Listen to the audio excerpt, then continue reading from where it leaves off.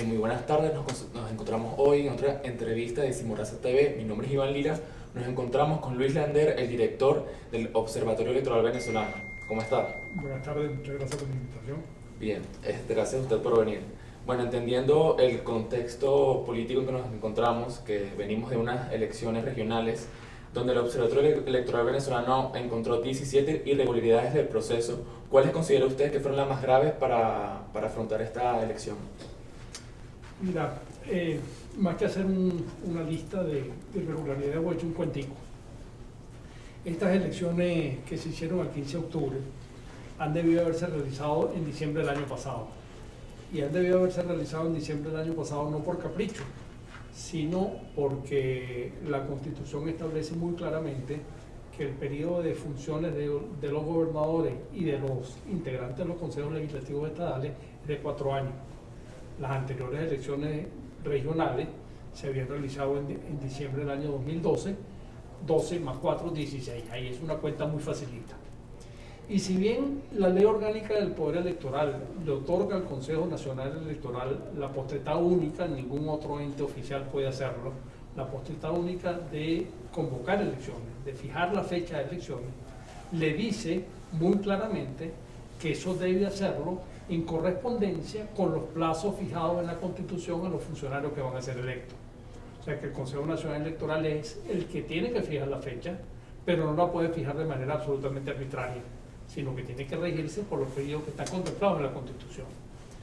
Cuando el 18 de octubre del año pasado, el Consejo Nacional Electoral nos anunció a todos los ciudadanos, le anunció al país, que las elecciones regionales no se harían ese año, sino que se harían probablemente a finales del primer semestre del año siguiente, es decir, de este año 2017. Ese fue un anuncio público que el Consejo Nacional Electoral nos dijo a todos los ciudadanos que estaba violando la Constitución y violando la ley. Bueno, pasó el primer semestre del año 2017 y el Consejo Nacional Electoral tampoco realizó las elecciones allí. Por el mes de marzo, hizo un anuncio que las elecciones regionales se harían seguramente en el mes de diciembre, hasta fijó una fecha tentativa, dijo que serían el 10 de diciembre. Pues, como todos sabemos, este año 2017 ha estado cargado de eventos y de situaciones que han generado turbulencia política. Los primeros meses del año fueron consumidos por el Consejo Nacional Electoral en un proceso de validación de los partidos políticos. De 59 partidos políticos que se llamó a validarse, el Consejo Nacional Electoral terminó validando menos de 20, con una restricción muy significativa de la pluralidad política existente en el país. Pero más allá que ese problema o ese evento de la validación de los partidos, el 1 de mayo el presidente Maduro nos sorprendió a todos con el anuncio de que tenía la intención de que se convocara una nueva Asamblea Nacional Constituyente. Eso no estaba en la agenda política nacional y eso fue un anuncio sorpresivo, y un anuncio sorpresivo que de inmediato generó polémica. Y generó polémica porque en la parte de la Constitución donde se habla de la Asamblea Nacional Constituyente, en un artículo se dice muy claramente que la soberanía reside en el pueblo, queriendo con esto decir que esos eventos deben ser convocados por todos los ciudadanos mediante un referéndum, pero en el artículo siguiente dice que el presidente es uno de los entes que puede tomar la iniciativa de convocar el proceso. Bueno, ahí hubo por supuesto una interpretación interesada de qué era lo que quería decir esto de tomar la iniciativa, y la Sala Constitucional, del Tribunal Supremo de Justicia dijo que con eso lo que se estaba diciendo que bastaba con la decisión del presidente para convocar a la Asamblea Nacional Constituyente. Y lo mismo ocurrió con las bases comerciales de aquel proceso. Las bases comerciales de aquel proceso tuvieron una cantidad fueron absolutamente novedosas, nunca se habían realizado unas elecciones con unas bases comerciales de ese tipo, pero unas bases comerciales que claramente rompían el principio básico que había funcionado siempre en Venezuela desde claramente en el año 58, pero también en los experimentos democráticos previos, donde se aplica el principio de un elector, un voto. En esta oportunidad, y además un elector, un voto, queriendo decir que el voto de todos ciudadanos vale igual, independientemente de la raza, de la religión, de dónde vivan, del sexo, del género, de la edad, siempre y cuando tenga mayores de 18 años.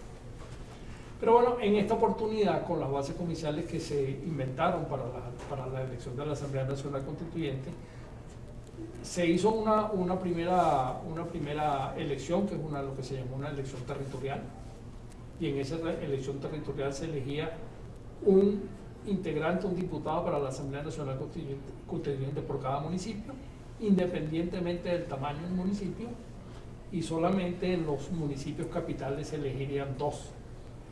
Entonces, bueno, un municipio del estado Mérida, por ejemplo, que los hay, que tiene menos de 5.000 habitantes, no electores, habitantes, menos de 5.000 habitantes, ese debería elegir un diputado, igual que, por ejemplo, el municipio San Francisco, que está en la ciudad de Maracaibo, no es capital, elige uno solo, pero tiene más de 500.000 de habitantes.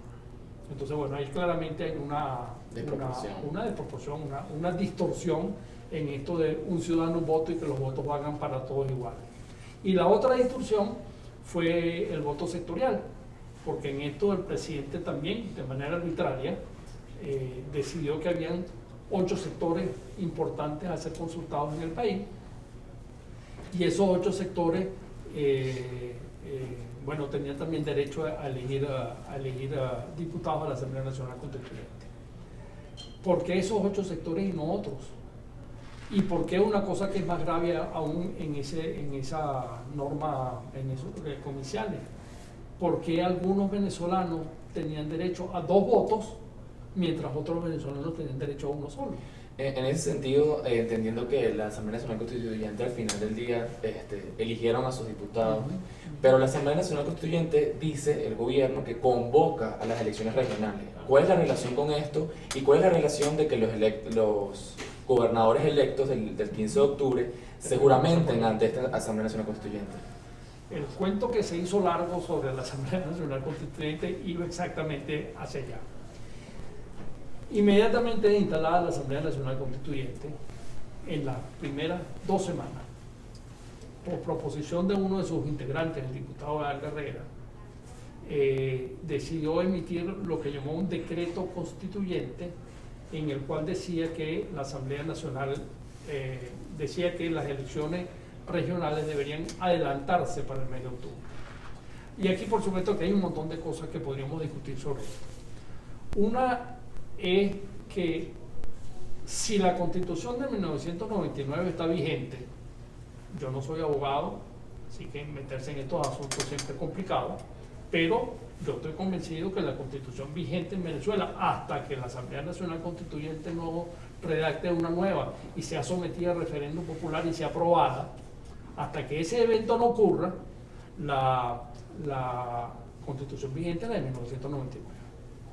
Y en la Constitución vigente de 1999 dice muy claramente que una Asamblea Nacional Constituyente tiene por propósito funciones, y allí se limita la redacción de una nueva Constitución. Y en la redacción de esa nueva Constitución, por supuesto, que podría incorporarse todos los cambios que se consideren pertinentes en la estructura del Estado, como de hecho ocurrió en la de 1999.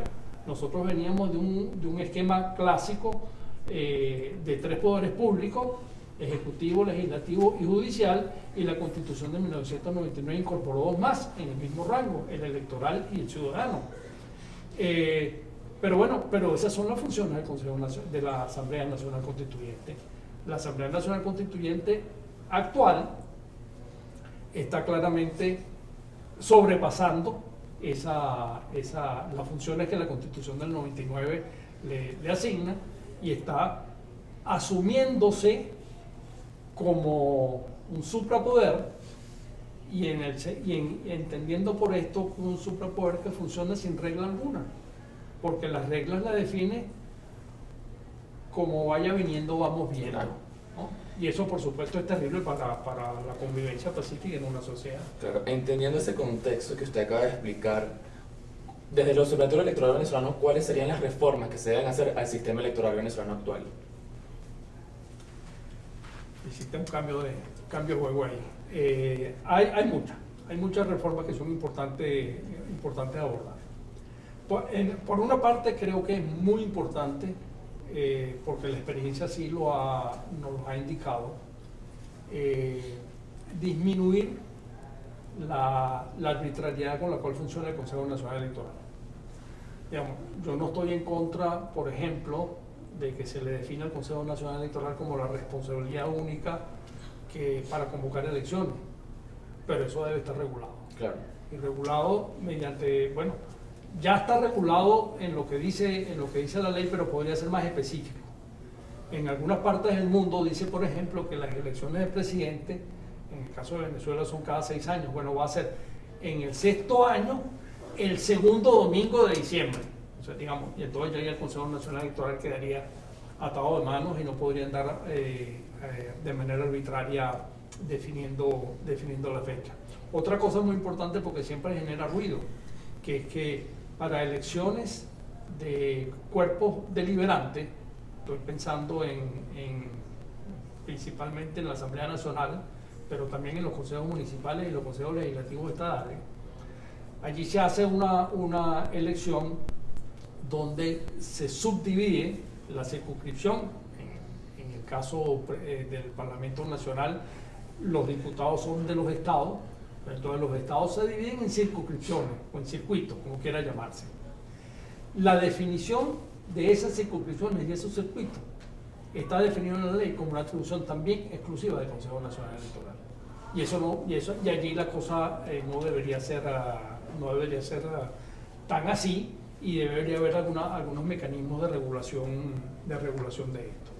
Y hay un asunto grueso que está en la Constitución, pero que la Ley Orgánica de Procesos Electorales del año 2009 claramente violentó, que es que en nuestra Constitución, en el artículo, si mi memoria no me falla, 63, dice que el sistema electoral venezolano debe ser un sistema que cumpla, y lo dice curiosamente como un solo principio, con el principio de la representación proporcional y la personalización del sufragio.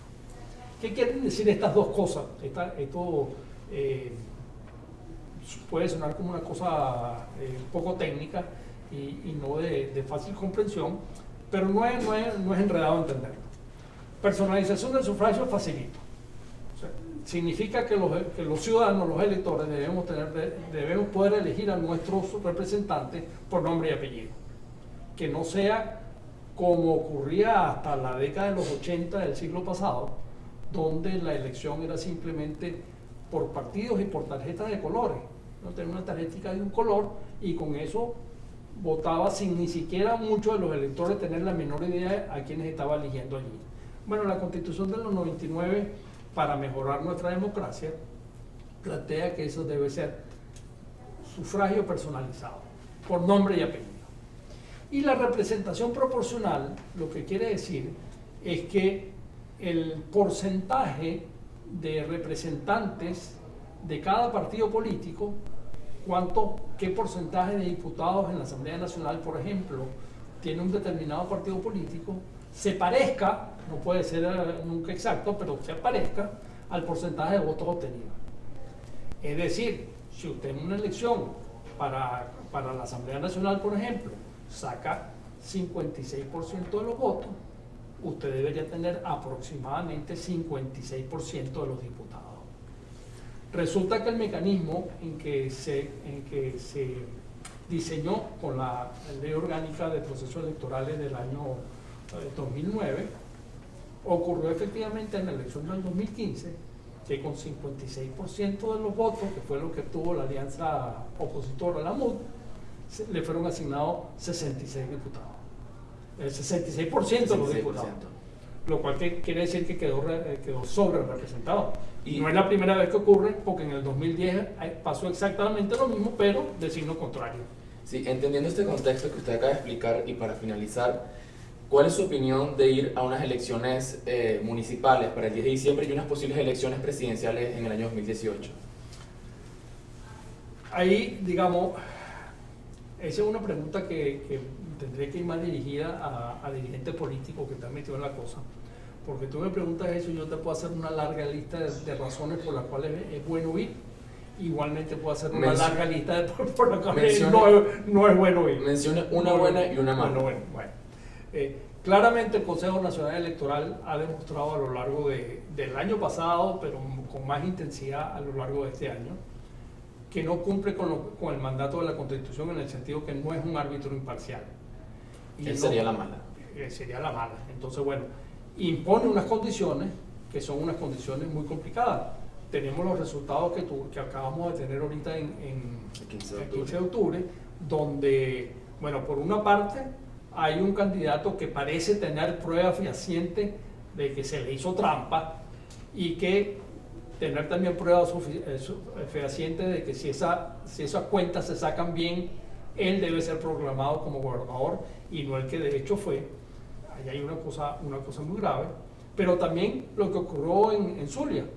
En Zulia también es una experiencia muy mala porque, bueno, estamos teniendo que el candidato de la oposición, el candidato que ganó, entonces, bueno, le buscan la vuelta para considerar que está en falta absoluta y desproclamarlo. ¿Y cuál sería la opción buena? La razón buena para participar es que con toda seguridad en las elecciones municipales, lo digo así sin duda, con toda seguridad, habrá un número, no sé cuánta, pero habrá un número de alcaldías que gane la oposición. Okay. Mientras que si la oposición en su conjunto decidiera de plano no participar, entonces, bueno, lo que está significando eso que se repetiría de alguna manera lo que ocurrió en el año 2005, cuando la oposición decidió no participar en las elecciones parlamentarias y quedó un parlamento unicolor. En esta habríamos alcaldes unicolores. Exacto. Bueno, muchísimas gracias al director del Observatorio Electoral venezolano, Luis Lander. ¿Nos quisiera dar sus redes sociales? Bueno, nosotros tenemos una página web que es oevenezolano.org. Allí están a su vez conexiones para Facebook y para Twitter. Mi correo electrónico personal es llanderl@yahoo.com. Yo soy viejito y yo no uso Twitter ni nada de esas cosas. Le agradecemos nuevamente a Luis Lander, el director del Observatorio Electoral venezolano. Nos despedimos una vez más de esta entrega de TV Sin Mordaza, una entrevista. Les recordamos seguirnos por nuestras redes sociales en Un Mundo Sin Mordaza en Twitter, Instagram y Facebook. Muchísimas gracias.